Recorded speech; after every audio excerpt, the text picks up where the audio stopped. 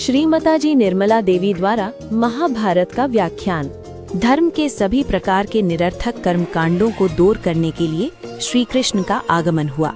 ये एक अत्यंत महत्वपूर्ण घटना थी, लेकिन मुझे नहीं पता कि कितने लोग इसे समझते हैं। श्री कृष्ण ने इसे अत्यंत स्पष्ट रूप से कहा है, बहुत ही स्पष्ट रूप से, कि आपको अपने धर्मों से परे जाना होगा।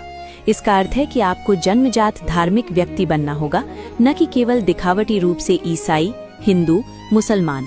नहीं, भीतर से। आपको भीतर से बनना होगा। आप ईश्वर को किसी भी कर्मकांड में नहीं बांध सकते।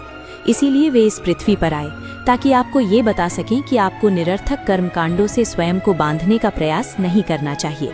ये उनके उपदेश थे, इतने वर्षों पहले, 6000 वर्ष पहले। श्री कृष्ण द्रौपदी को बहन के समान मानते थे। जैसा कि आप जानते हैं, द्रौपदी का साड़ी खींचकर उनका अपमान करने का प्रयास किया गया था। श्री कृष्ण ने ही उनकी सहायता की थी, क्योंकि वो उनकी बहन थीं और एक अत्यंत शक्तिशाली महिला थीं। महाभारत की रचना का श्रेय भी उन्हीं को जाता है। उन्होंने ही कौरवों से युद्ध करने का आह्वान किया था। उन्होंने ही कौरवों से स्पष्ट रूप से कहा था कि उन्हें केवल पराजित ही नहीं करना है, बल्कि उनका नाश करना है, क्योंकि स्त्रियों की पवित्रता अत्यंत महत्वपूर्ण है और भारत में जो कोई भी स्त्री की पवित्रता भंग करने का प्रयास करता है, उसे श्राप दिया जाता है और उसका नाश किया जाता है। और यही महाभारत का एक बहुत बड़ा संदेश था कि केवल उनके अपमान के कारण ही युद्ध हुआ और उन सभी का नाश हुआ। जब गीता लिखी गई तो लोग श्री कृष्ण द्वारा अर्जुन से कही गई बात को समझे बिना ही शब्दशः उसका अनुसरण करने लगे। श्री कृष्ण ने अर्जुन से कहा था, तुम्हें युद्ध करना होगा। इस समय तुम्हें धर्म के लिए, सत्य के लिए युद्ध करना होगा और तुम्हें लड़ना ही होगा। फिर अर्जुन ने कहा, मैं अपने मामाओं को नहीं मार सकता, मैं अपने दादा को नहीं मार सकता, और मैं अपने संबंधियों। उन्होंने कहा, तुम किसे मार रहे हो? वे तो पहले से ही मरे हुए हैं, क्योंकि उनमें धर्म नहीं है। यदि तुम में धर्म नहीं है तो तुम पहले से ही मरे हुए हो, तो फिर मारने या न मारने का क्या मतलब है? और ये संदेश उन्होंने कुरुक्षेत्र में अर्जुन को दिया था। लेकिन फिर उन्होंने कहा, तुमने मुझे इन लोगों को मारने के लिए कहा है, क्योंकि मुझ में धर्म है, मैं उन्हें मार रहा हूँ। इसके आगे क्या? उससे आगे क्या है? तो उन्होंने सहजयोग का वर्णन किया। इसके आगे सहजयोग था। पहले उन्होंने दूसरे अध्याय में बताया कि संतुलित व्यक्ति कौन है। फिर वे कहते हैं कि ऐसा व्यक्ति कभी क्रोधित नहीं होता। वो क्रोधित नहीं होता, भीतर से वो पूर्णतः शांत होता है। तो जो उन्होंने बाद में वर्णन किया वो वास्तव में आधुनिक समय है, या हम कह सकते हैं कि हमारा सहजयोग है, जिसमें उन्होंने बताया कि एक व्यक्ति को कैसा बनना चाहिए। उन्होंने ये नहीं बताया कि वो कैसे बने, लेकिन वर्णन ठीक वैसा ही है। जैसे ईसा मसीह ने कहा था कि यदि कोई तुम्हें एक चेहरे पर थप्पड़ मारे तो तुम दूसरे चेहरे के दूसरे हिस्से को आगे कर दो। ये सब वास्तव में सहजयोग का, भविष्य के सहजयोग का वर्णन है। जब कौरव पांडवों से लड़ रहे थे तब ऐसा नहीं था। उस युद्ध के दौरान उन्होंने उनसे कहा कि यदि तुम संतुलित हो जाओगे तो तुम इन सभी समस्याओं, इन सभी धारणाओं से ऊपर उठ सकते हो और अपने आप से पूर्णतः शांति प्राप्त कर सकते हो। एक और उन्होंने कहा कि तुम्हें लड़ना होगा। अब आधुनिक समय में हमें कौरवों से नहीं लड़ना है। कौरव हैं ही नहीं, 5 पांडवों को कौरवों से लड़ना पड़ा था। तो अब ये 5 पांडव कौन है? ये हमारी इंद्रियां हैं, या हम कह सकते हैं कि ये ब्रह्मांड है जो विभिन्न तत्वों में विभाजित है। इन्हें हमारे भीतर मौजूद कौरवों से लड़ना है। अब यहाँ 100 कौरव हैं, एक नहीं। अगर हम इसे विस्तार से देखें तो हम कह सकते हैं कि प्रकृति को किसी ऐसी चीज से लड़ना पड़ता है जो प्रकृति के विरुद्ध है। अब लोग कहेंगे कि क्रोध स्वाभाविक है, आक्रामक होना स्वाभाविक है। ऐसा नहीं है। क्रोध और ये सब चीजें स्वाभाविक हो सकती थी, लेकिन अब हमें ये जानना चाहिए कि हमारे पास ऊपर उठने की स्वाभाविक क्षमता है। उच्चतर जाना स्वाभाविक है, संतुलित होना स्वाभाविक है, सहज योगी होना स्वाभाविक है। ये हमारे भीतर ही मौजूद है। अब आध्यात्मिक आत्म का विकास करना हमारा कार्य है और यही हमें करना है। धर्म। भगवान कृष्ण का आगमन मानव विकास में एक महत्वपूर्ण उपलब्धि थी। पहली बार सत्य के साधकों को स्पष्ट और निर्णायक दिशा मिली। आज भी भारत के सरल हृदय वाले किसानों के गीतों और रंगीन कथाओं में उनका कर्म और धर्म का संदेश गूंजता रहता है। महानगरों से लेकर सुदूर भारतीय गांवों तक लाखों लोगों के हृदयों में और उनके भव्य त्योहारों और आनंदमय गीतों में ये जीवंत रूप से बसा हुआ है। गीता के अनुसार ईश्वर सभी प्राणियों के हृदय में निवास करते हैं, परंतु हमें उनकी उपस्थिति का एहसास नहीं होता। यद्यपि ये एहसास हमारे लिए संभव है। आत्म साक्षात्कार के बाद हम ईश्वर की उपस्थिति और उनके आनंद के प्रति सचेत हो जाते हैं। ईश्वर असीम है और सीमित तर्क शक्ति से उसे जाना नहीं जा सकता। उसका अनुभव आध्यात्मिक चेतना के माध्यम से ही किया जा सकता है। अपनी चेतना को उन्नत करने के लिए हमें स्वयं में परिवर्तन भी लाना होगा।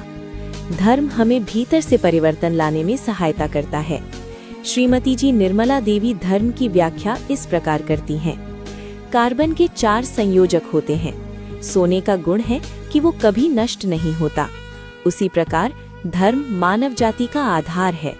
मनुष्य अमीबा से इस अवस्था तक अपने धर्म के माध्यम से विकसित हुआ है, जो विकास के नियमों की संहिता है। जीवन की ये संहिता हमारे आध्यात्मिक विकास के केंद्रीय मार्ग की रक्षा और पोषण करती है। ये हमें संतुलन और विकास की प्रक्रिया में आरोहण की स्थिति प्रदान करती है।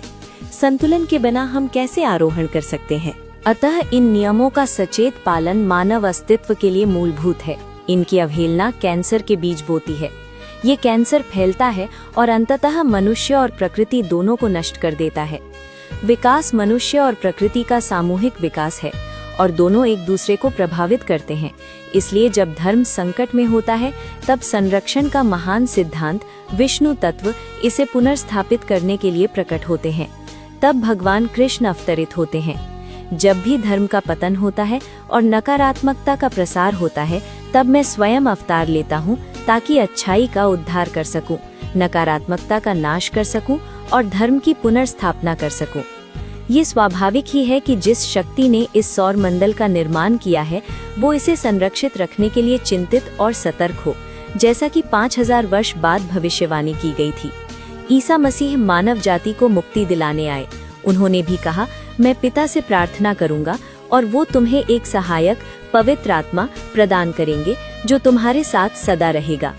हमारे समय से अधिक संकटपूर्ण समय और क्या हो सकता है जब हमें एक उद्धारकर्ता की सख्त आवश्यकता है। क्या वो नहीं आएंगे? पवित्र आत्मा, आदिम माता, आदि शक्ति को अवश्य आना है। इस प्रकार मानव जाति पर ईश्वर का आशीर्वाद है। धर्म की पुनर्स्थापना के साथ साथ भगवान कृष्ण का मिशन दुष्ट शक्तियों का नाश करना भी था। यदि बुराई का शांतिपूर्ण ढंग से उन्मूलन संभव न हो, तो समाज को नष्ट करने से पहले बल का प्रयोग आवश्यक हो सकता है। देवता निसंदेह क्षमाशील और दयालु हैं, लेकिन वे अपनी सृष्टि को दुष्ट शक्तियों द्वारा नष्ट होने नहीं दे सकते।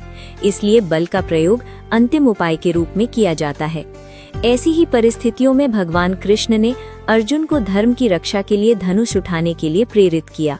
दुर्भाग्यवश महाभारत की घटना का दुरुपयोग पाखंडी लोग कर सकते हैं, लेकिन उन्हें ऐसा करने की अनुमति नहीं दी जानी चाहिए। इतिहास गवाह है कि कैसे धूर्त राजनेताओं और स्वार्थी लोगों ने धर्म की सेवा के बहाने मानवता का शोषण किया है। ईसा मसीह और सर्वशक्तिमान ईश्वर के नाम पर एक के बाद एक कई पीढ़ियों का इस पृथ्वी से पूर्णतः विनाश हो गया है। आज भी कट्टरपंथी लोग भगवान के नाम पर शैतानी साजिशें रचकर वो दुनिया की शांति को नष्ट करने का प्रयास कर रहे हैं। रोमन अंकों में दिए गए अंक अध्याय संख्या को दर्शाते हैं, जबकि हिंदू अरबी अंकों में दिए गए अंक संबंधित अध्याय के श्लोक संख्या को दर्शाते हैं। इस पद्धति का पालन पूरी पुस्तक में किया गया है। हम कैसे निर्णय लें, ये संभव नहीं है। आत्म साक्षात्कार के बिना ऐसा करने से हम भ्रम के संसार में जीते हैं। इसलिए जो लोग ये मानते हैं कि वे भगवान के नाम पर लड़ रहे हैं, वे वास्तव में अपने अहंकार और अपनी इच्छाओं को पूरा कर रहे हैं। यही कारण है कि कट्टरपंथी दूसरों पर अपनी आक्रामकता को नहीं देख पाते। यहाँ तक कि जो लोग कहते हैं कि उन्होंने श्री कृष्ण के प्रति समर्पण किया है, वे भी गहरे भ्रम में हैं। वे अभी तक ईश्वर से जुड़े नहीं हैं। जब योग की अवस्था आती है तो व्यक्ति तीसरे व्यक्ति में बात करने लगता है। वो कोई प्रयास नहीं करता, सहज वह अकर्मी बन जाता है।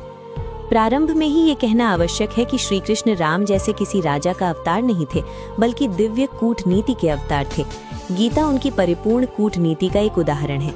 ज्ञान प्राप्ति के बाद इस ग्रंथ की अंतर्निहित व्याख्या से ये स्पष्ट हो जाता है कि भगवान के प्रति समर्पण केवल योग या ईश्वर के साथ एकात्मता के बाद ही संभव है।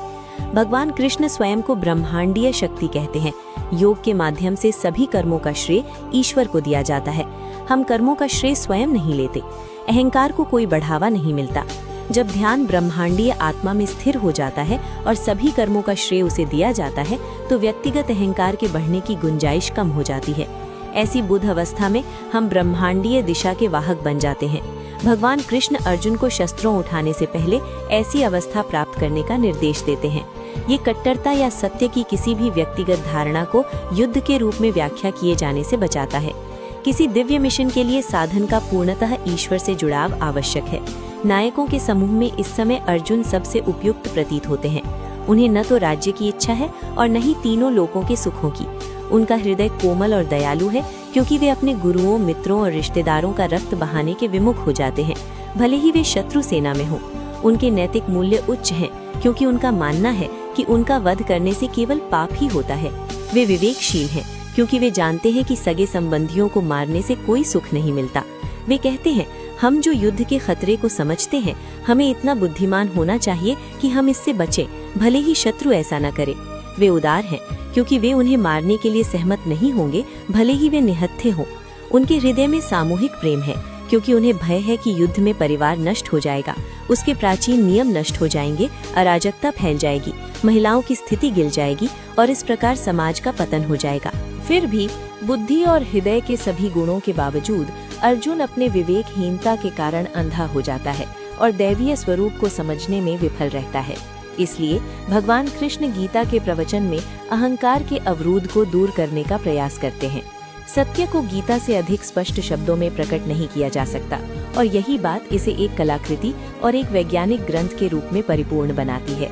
गीता की भावना को ज़ेन ने खूबसूरती से समझाया है। ज़ेन ही गीता का सार है। गीता पुरोहितवाद के बोझ तले दब गई थी। ज़ेन ने उसके गिरे हुए पन्नों को उठाया और उन्हें पुनर्जीवित किया। ज़ेन की जापानी परंपरा गीता की भावना के प्रति निष्ठावान रही है। सत्य की खोज में ना तो समझौता करती है और ना ही भ्रम को अपनाती है। ये प्रत्यक्ष और पूर्ण मान्यता कि मन वास्तविकता का सामना करने में असमर्थ है और इसे पराजित करना आवश्यक है, भारत से चीन और फिर जापान तक पहुंची, जहां इसने ज़ेन परंपरा को जन्म दिया। ज़ेन में मन के प्रत्यक्ष संघर्ष को उसके तार्किक निष्कर्ष तक पहुंचाया जाता है, अर्थात ये सिद्धांत कि मन के सभी विचार और कल्पनाएं अर्थहीन है और वास्तविकता का अनुभव केवल विचारहीन ध्यान के माध्यम से ही किया जा सकता है। 13. जागरूकता ध्यान एक ऐसी अवस्था है जिसमें मन पवित्र आत्मा का साधन बन जाता है। जब अहंकार का अत्याचार और अहंकार का अंधत्व समाप्त हो जाता है तो हमारी आत्मा मुक्त हो जाती है। आत्मा जो समस्त जीवन और समझ का स्रोत है, सर्वव्यापी है। हम सब आत्मा है और आत्मा हम सब में विद्यमान है। अर्जुन द्वारा दिए गए सभी तर्क युद्ध के मैदान में उनके व्यवहार को उचित ठहराने के लिए थे। कोई कह सकता है कि वे कायरता से ग्रस्त थे और उन्होंने युद्ध से बचने का प्रयास किया। दूसरा दृष्टिकोण ये हो सकता है कि वे करुणा से भरे हुए थे और उनके उच्च नैतिक मूल्यों ने उनका मार्गदर्शन किया। निस्संदेह अर्जुन एक महान योद्धा थे, लेकिन उन्हें युद्ध व्यर्थ और निरर्थक प्रतीत होता था। इस ऐतिहासिक घटना की एक और पृष्ठभूमि है। भगवान कृष्ण के चचेरे भाई, जिनका नाम नेमिनाथ था और जो जैन धर्म के तीर्थंकरों में से एक हैं, को भी इसी प्रकार की निराशा का अनुभव हुआ था। उनका विवाह होने वाला था, लेकिन तब तक उनके समुदाय में शाकाहार का कोई विचार नहीं था। विवाह बड़े धूमधाम से मनाया गया और इसके लिए कई प्रकार के जानवरों की बलि दी गई। जब उन्होंने पक्षियों को मरते देखा तो उन पर उन्हें दया आई और वे शाकाहारी बन गए। तब से जैन धर्म ने शाकाहार को अपनाया है और इसे इस हद तक आगे बढ़ाया है कि वे कीड़े मकोड़ों और मच्छरों को भी संरक्षित करने का प्रयास करते हैं। धर्म व्यक्ति को संतुलन प्रदान करता है और उसे अतिवाद से बचाता है। धर्म के नाम पर कट्टरता सबसे हास्यास्पद सामूहिक पागलपन है। वास्तव में कट्टरता हमारी सहज मानवीय प्रवृत्ति धर्म के विरुद्ध है, क्योंकि ये तब प्रकट होती है जब पूरा समाज असंतुलित हो जाता है। इस प्रकार भगवान कृष्ण धर्म के सिद्धांत की वास्तविकता को प्रकट करते हैं, जो संतुलन के माध्यम से प्राप्त सहज विवेक है। वे बताते हैं कि अर्जुन का धर्म क्षत्रिय होना है, जिसका अर्थ है त्रिगुणों का नाश करना, जो मनुष्य के 3 मूल स्वभाव हैं। पहला इच्छा, दूसरा कर्म और तीसरा विकास। इन सभी को एक एक करके पार करना आवश्यक है, गुणातीत अवस्था प्राप्त करना। अर्जुन के तर्कों में आप उनके सगे संबंधियों के प्रति उनका लगाव देख सकते हैं। यद्यपि उनके अधिकांश रिश्तेदार दुष्ट थे और कुछ दुष्टों का साथ दे रहे थे, फिर भी वे उनसे अपना जुड़ाव महसूस करते थे। ऐसे लोग जो अधर्मी, व्यभिचारी, अन्यायी और राक्षसों के समान क्रूर होते हैं, उनमें धार्मिक मूल्यों की कोई समझ नहीं होती। यदि ऐसे लोगों को शासन करने दिया जाए तो वे प्रजा पर अथाह विपत्तियां लाते हैं। इस प्रकार भगवान कृष्ण ने ये बताया कि अर्जुन को अपने गहरे संबंध के बावजूद उन दुष्ट, विनाशकारी और भ्रष्ट लोगों से लड़ना होगा। उन्हें पांडवों के साथ खड़ा होना पड़ा। जो धर्मी थे और प्रजा के साथ साथ कौरवों के कल्याण के लिए लड़ रहे थे। यहाँ मन में ये सवाल उठने लगता है कि सही और गलत का पता कैसे लगाया जाए।